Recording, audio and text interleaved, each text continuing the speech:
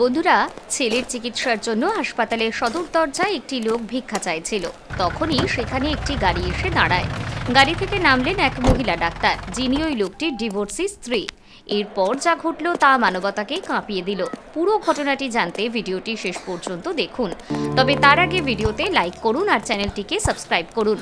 বন্ধুরা, ভিডিওটিতে আগে যাওয়ার আগে একটি অনুরোধ। আপনারা কি জানেন আপনাদের কাছে এমন পাওয়ার আছে যা দিয়ে আপনারা এই ভিডিওটিকে ট্রেন্ডিংয়ে পাঠাতে পারেন? আপনাকে শুধু কমেন্ট সেকশনটি সোয়াইপ করে হাইপের অপশনটিতে ক্লিক করতে হবে। তাহলে দেরি কেন, এখনই আমাদের ভিডিওটিকে হাইপ দিন। আপনার একটি ক্লিক আমাদের গল্পকে পৌঁছে দেবে আরও হাজারো মানুষের কাছে। তাহলে আর দেরি না করে হাইপ বাটনে চাপ দিন আর দেখুন এই অবিশ্বাস্য কাহিনী।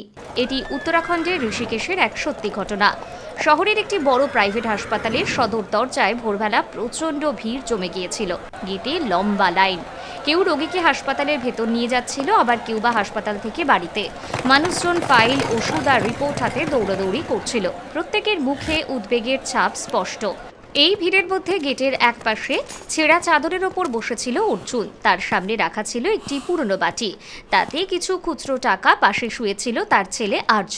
ছেলেটির নিঃশ্বাস খুব দ্রুত চলছিল, মুখ ফ্যাকাশে হয়ে গিয়েছিল। বারবার কাশতে কাশতে শিশুটির মুখ আরও অসহায় হয়ে পড়েছিল।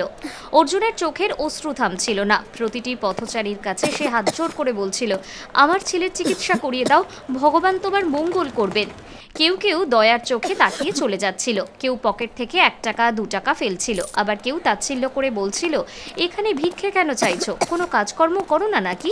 কিন্তু অর্জুনের অসহায়তা সেই সব তিরস্কারের চেয়ে অনেক বড় ছিল। তার ছেলে মৃত্যুর সঙ্গে লড়ছিল, আর অর্জুনের কাছে ছেলের চিকিৎসার জন্য কোনো টাকা ছিল না। এমন সময় হঠাৎ হাসপাতালের সদর দরজার সামনে একটি চকচকে কালো গাড়ি এসে দাঁড়ালো। গাড়ি থেকে নামলেন এক মহিলা ডাক্তার, সাদা কোট, গলায় স্টেথোস্কোপ, মুখে আত্মবিশ্বাস। তার দৃঢ় পদক্ষেপ দেখে বোঝা যাচ্ছিল তিনি এই হাসপাতালেরই কোনো সিনিয়র ডাক্তার। তিনি গেটের দিকে এগোচ্ছিলেন। হঠাৎ তার চোখে পড়ল ছেঁড়া চাদরে বসে থাকা অর্জুন ও শিশুটির দিকে। এক মুহূর্তের জন্য তিনি থেমে গেলেন। তিনি মন দিয়ে তাকালেন শিশুর ফ্যাকাশে মুখের দিকে। অর্জুনকে দেখা মাত্রই ডাক্তারের মুখ আচমকা বদলে গেল। তার চোখ আটকে গেল, ঠোঁট কাঁপতে লাগলো। ওই মুখ একেবারেই অচেনা ছিল না। সেই মানুষ যার সঙ্গে তিনি একদিন 7 পাকে বাঁধা পড়েছিলেন। অর্জুন নামটি যেন তার মুখ থেকে নিজে নিজেই বেরিয়ে এলো। অর্জুন মাথা তুলল, চোখে মুখে ক্লান্তি, ঠোঁট কাঁপছিল। সামনে দাঁড়িয়েছিলেন নন্দিনী, তার ডিভোর্সি স্ত্রী। নন্দিনীর মুখে দৃঢ়তা, কিন্তু চোখে ঝড় স্পষ্ট দেখা যাচ্ছিল। অর্জুনের দিকে তাকাতেই অতীতের অগণিত স্মৃতি ফিরে এলো। তবে পরের মুহূর্তেই তিনি নিজেকে সামলে নিলেন। শিশুটির দিকে ঝুঁকে বললেন, এই বাচ্চা কার? অর্জুনের গলা ভেঙে গেল।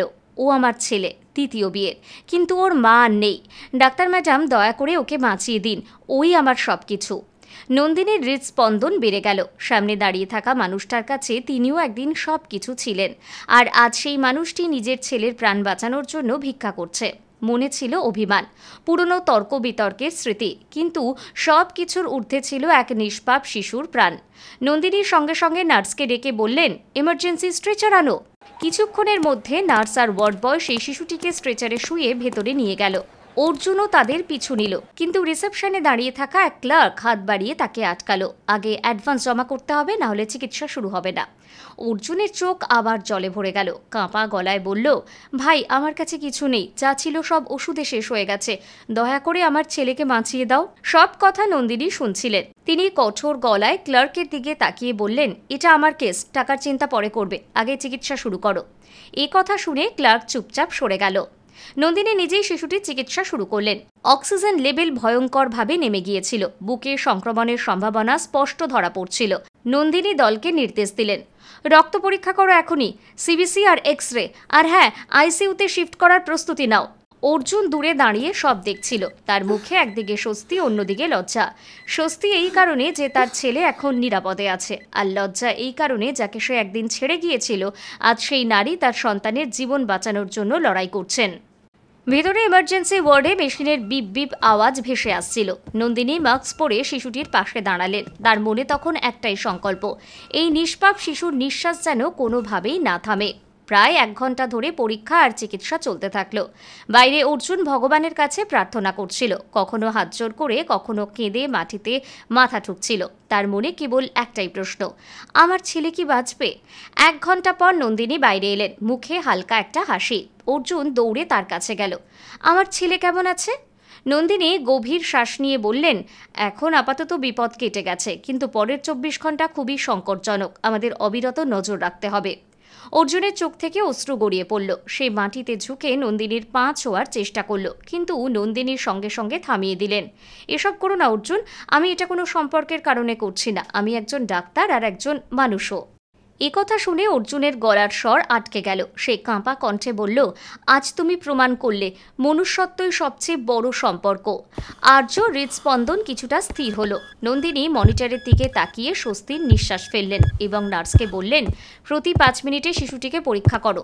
বাইরে এসে নন্দিনী গম্ভীর স্বরে বললেন, অর্জুন, আমার চেম্বারে চলো, আমাদের কথা বলতে হবে। অর্জুনের গলা শুকিয়ে গিয়েছিল, পা ভারী, তবুও চুপচাপ তার পিছু নিল। চেম্বারের দরজা বন্ধ হতেই সেখানে গভীর নীরবতা নেমে এলো। বাইরে কোলাহল ছিল, কিন্তু ভেতরে কেবল 2 হৃদয়ের অতীত প্রতিধ্বনিত হচ্ছিল। অর্জুনের চোখ জলে ভরে এলো। কাঁপা কণ্ঠে বলল, নন্দিনী, আমি তোমার ক্ষমার যোগ্য নই, তবুও আজ হাত জোর করে বলছি, আমাকে ক্ষমা করো। যত কষ্ট তোমাকে দিয়েছি তার শাস্তি এখন আমি প্রতিদিন ভোগ করছি। আমি তোমার স্বপ্নকে বোঝা ভেবেছিলাম, তোমাকে আটকে রেখেছিলাম। সেটাই আমার সবচেয়ে বড় ভুল। তোমাকে হারিয়ে আমি নিজেকেও হারিয়েছি। তার চোখ দিয়ে অশ্রু গড়িয়ে পড়ল। সে আবার বলল, তুমি চলে যাওয়ার পর ভেবেছিলাম দ্বিতীয় বিয়ে করলেই ক্ষত মুছে যাবে, কিন্তু স্ত্রী সন্তানকে জন্ম দিয়েই চলে গেল। এখন এই সন্তানই আমার শেষ আশা, আর সেও মৃত্যুর সঙ্গে লড়ছে। নন্দিনী, আমি ভেঙে পড়েছি। নন্দিনীর চোখও জলে ভরে উঠল, তবুও দৃঢ় স্বরে বললেন, অর্জুন, ক্ষমা অতীতকে বদলে দেবে না। মনে আছে আমাদের বিয়ের শুরুর দিনগুলো? সেই ছোট্ট বাড়ি, ভাঙা দেওয়াল, কিন্তু ভেতরে হাসির শব্দ। তুমি কাজ থেকে ফিরতে আমি পরোটা বানাতাম। কিছুই ছিল না আমাদের কাছে, তবু তোমার হাসিই ছিল আমার ধন। তুমি বলতে, একদিন তোমাকে বড় ডাক্তার বানাবো। অর্জুন ভারী কণ্ঠে বলল, হ্যাঁ মনে আছে। আর মনে আছে সেই রাতও, যখন আমি রাগে বলেছিলাম, যদি ডাক্তার হতে চাও তবে আমার সঙ্গে থেকো না। ওটাই আমার জীবনের সবচেয়ে বড় অপরাধ। নন্দিনীর চোখ দিয়ে অশ্রু গড়িয়ে পড়ল। সেই রাতে ভেবেছিলাম হয়তো তুমি আবারও ফিরে তাকাবে, কিন্তু আদালতের সিঁড়ি থেকে নামার সময় একবারও পিছনে তাকিয়ে দেখোনি, আর আমি সম্পূর্ণ একা হয়ে গেলাম। অর্জুন ভেঙে পড়ল। হ্যাঁ, আর সেই ভুলের বোঝা আমি আজও বয়ে বেড়াচ্ছি। এখন যদি এই সন্তানও। তার শঙ্কা পুরো ঘরে প্রতিধ্বনিত হলো। নন্দিনী টিস্যু এগিয়ে দিয়ে দৃঢ় স্বরে বললেন, অর্জুন, অতীত মুছে ফেলা যায় না, কিন্তু এই সন্তান এখন তোমার পুরো পৃথিবী। তার জন্য তোমাকে শক্ত হতে হবে। এটাই তোমার আসল পরীক্ষা। আর আমি তাকে বাঁচানোর সর্বোচ্চ চেষ্টা করব, একজন ডাক্তার হিসেবে, একজন মানুষ হিসেবে।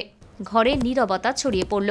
বাইরে অ্যাম্বুলেন্সের সাইরেন বাজছিল। ভেতরে ছিল 2টি ভাঙা হৃদয় আর এক নিষ্পাপ প্রাণের লড়াই। রাত গভীর হয়ে এসেছিল। হাসপাতালের করিডরে নিস্তব্ধতা, কেবল মেশিনের বিপ বিপ আর ওয়ার্ড বয়ের পদশব্দ শোনা যাচ্ছিল। বাইরে বেঞ্চে বসেছিল অর্জুন, মুখ ক্লান্ত, চোখ লাল, ঠোঁট ফাঁক করে বলছিল, হে ভগবান, আমার ছেলে যেন পুরোপুরি সুস্থ হয়ে যায়।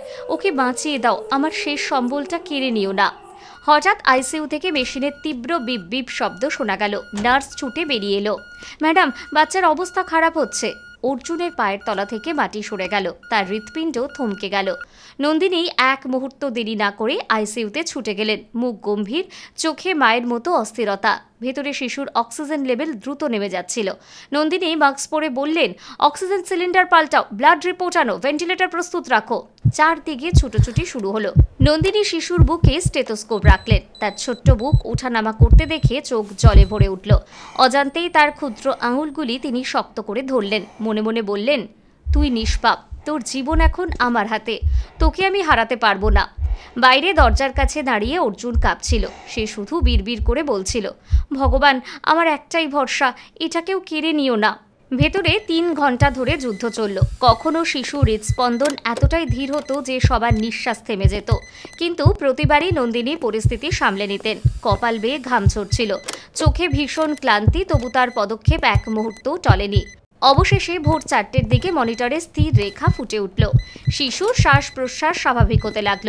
নন্দিনী গভীর নিঃশ্বাস নিয়ে ধীরে ধীরে বললেন, স্টেবল, বিপদ কেটে গেছে। পুরো আইসিইউতে স্বস্তির ঢেউ ছড়িয়ে পড়ল। দরজা খোলা মাত্র অর্জুন দৌড়ে এসে নন্দিনীর মুখের দিকে তাকালো। ক্লান্ত অথচ তৃপ্তির আভায় ভরা সেই চেহারা দেখে তার চোখ থেকে অঝরে অশ্রু ঝরে পড়ল। কাঁপা কণ্ঠে সে বলল, আমার ছেলে কেমন আছে? নন্দিনী হালকা হেসে বললেন, এখন বিপদমুক্ত।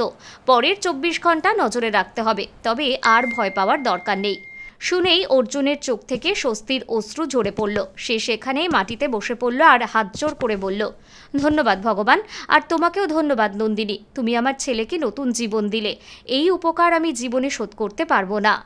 নন্দিনীর চোখও জলে ভরে গেল, কিন্তু দৃঢ় কণ্ঠে বললেন, অর্জুন, এটা উপকার না, এটা আমার কর্তব্য। কিন্তু মনে রেখো, বাচ্চা শুধু ওষুধে বাঁচে না, ওর দরকার তোমার ভরসা, তোমার ভালোবাসা আর তোমার দায়িত্ববোধের। অর্জুন চোখ মুছে মাথা নত করল। হ্যাঁ নন্দিনী, এখন আমি বুঝেছি, ওই আমার শেষ সম্বল। বাইরের আকাশে ভোরের আলো ছড়িয়ে পড়েছিল, পাখির কলরব ভেসে আসছিল। মনে হচ্ছিল যেন সমগ্র প্রকৃতি শিশুটির নতুন জীবনের উৎসব পালন করছে। পরের 2 দিন চিকিৎসা চলল। ধীরে ধীরে আর্যর চোখে আলো ফিরে এলো, ঠোঁটে ফুটল নিষ্পাপ হাসি। যখন আর্য দুর্বল হাতে বাবার আঙুল আঁকড়ে ধরল, অর্জুনের বুক ভরে উঠল। সেই মুহূর্তে তার মনে হলো পৃথিবীর সমস্ত ধন সম্পদ এই অনুভূতির কাছে তুচ্ছ। আর্যর ছুটি হওয়ার পর নন্দিনী অর্জুনকে চেম্বারে ডাকলেন। দুজন মুখোমুখি বসল। অর্জুন বলল, নন্দিনী, আমি তোমাকে যতটা কষ্ট দিয়েছি ততটা কোনো স্বামী তার স্ত্রীকে দেয় না। তোমার স্বপ্নকে বোঝা ভেবেছি, তোমাকে আটকে রেখেছি, আর শেষে ছেড়েও দিয়েছি। আজ চাইলে তুমি আমাকে অপরাধী বলতে পারো, আমি মানছি। আমার ভুলই সব কিছু ভেঙে দিয়েছে। তার চোখ থেকে অশ্রু গড়িয়ে পড়ল। ধীরে ধীরে বলল, আজ তোমার কারণে আমার ছেলে বেঁচে আছে। তুমি না থাকলে আমি তাকে হারাতাম। তোমার সামনে আমি সব সময় মাথা নিচু করে থাকব। চাইলে শাস্তি দাও, কিন্তু আমাকে ক্ষমা করো। নন্দিনী স্থির কণ্ঠে বলল, অর্জুন, সবচেয়ে বড় ভুল তখনই হয় যখন মানুষ সময়ে কোনো সম্পর্কের মূল্য দেয় না। তুমি সেই ভুল করেছ। হ্যাঁ, তুমি আমাকে অনেক কষ্ট দিয়েছিলে, তবে আজ তোমাকে অনুতপ্ত দেখে মনে হচ্ছে জীবন তোমাকে শিখিয়ে দিয়েছে ভালোবাসা আর সম্মানই সবচেয়ে বড় সম্পদ। অর্জুন কাঁপা কণ্ঠে বলল, যদি তুমি চাও তবে আমরা আবার। নন্দিনী তাকে মাঝপথেই থামিয়ে দিলেন। না অর্জুন, যে সম্পর্ক একবার ভেঙে যায় তাকে জোড়া দিতে গেলে শুধু কষ্টই বাড়ে। আমি এখন আমার নিজের জগতে আছি, আমার রোগীদের সঙ্গে, আমার দায়িত্বের সঙ্গে। তোমাকে স্বামী হিসেবে আর গ্রহণ করতে পারবো না, তবে মানুষ হিসেবে আমাদের সম্পর্ক সবসময় থাকবে। তোমার ছেলেকে আমি বাঁচিয়েছি, কারণ মনুষ্যত্ব কোনো ডিভোর্সের শিলমোহরে ভাঙে না। অর্জুনের মাথা আরও নত হলো, চোখে অনুশোচনা, কিন্তু মনে নন্দিনীর জন্য শ্রদ্ধা আর কৃতজ্ঞতা। কিছুক্ষণ নীরবতার পর নন্দিনী বললেন, অর্জুন, এখন তোমাকে তোমার ছেলের জন্য বাঁচতে হবে। মনে রেখো, সে তোমার অতীতের বোঝা নয়, তোমার ভবিষ্যতের আশা। তাকে আগলে রাখাই তোমার সবচেয়ে বড় পরীক্ষা আর সত্যিকারের প্রায়শ্চিত্ত। অর্জুন মাথা তুলে বলল, হ্যাঁ নন্দিনী, ওই এখন আমার পৃথিবী। আমি প্রতিজ্ঞা করছি, তাকে কখনো একা ছেড়ে যাব না। নন্দিনীর চোখে হালকা হাসি ফুটল। এটাই সঠিক সিদ্ধান্ত। আর মনে রেখো, মনুষ্যত্বের সম্পর্কই সবচেয়ে বড়। কিছুক্ষণ পর অর্জুন তার ছেলেকে নিয়ে হাসপাতাল থেকে বেরোলো। ছেলের ছোট্ট আঙুল এখন তার মুঠোয়, তার হৃদয়ে এক দৃঢ় সংকল্প, এখন থেকে সেই তার সবকিছু। জানালা দিয়ে দৃশ্যটা দেখছিলেন নন্দিনী, মুখে প্রশান্তি ছিল। অতীতের দাহ এখনও রয়ে গেছে, তবে এটাই শান্তি যে তিনি মনুষ্যত্বের সবচেয়ে বড় দায়িত্ব পালন করেছেন। বন্ধুরা, পরিস্থিতি বদলায়, মানুষও বদলায়, কিন্তু মনুষ্যত্বের সম্পর্ক সব কিছুর ওপরে। তবে একটা প্রশ্ন থেকে যায়, যদি অর্জুন সময় মতো নন্দিনীর স্বপ্ন বুঝত, তবে কি তার জীবন এতটা তিক্ত হতো? আর আপনাদের কি মনে হয়, নন্দিনীর সিদ্ধান্ত সঠিক ছিল নাকি ভুল? আপনার মতামত অবশ্যই কমেন্টে জানাবেন। আবার দেখা হবে নতুন একটি সত্য ঘটনা নিয়ে। ততদিন একে অপরের ওপর ভরসা রাখুন, সম্পর্কের দাম বুঝুন আর আপনজনদের আগলে রাখুন। ধন্যবাদ।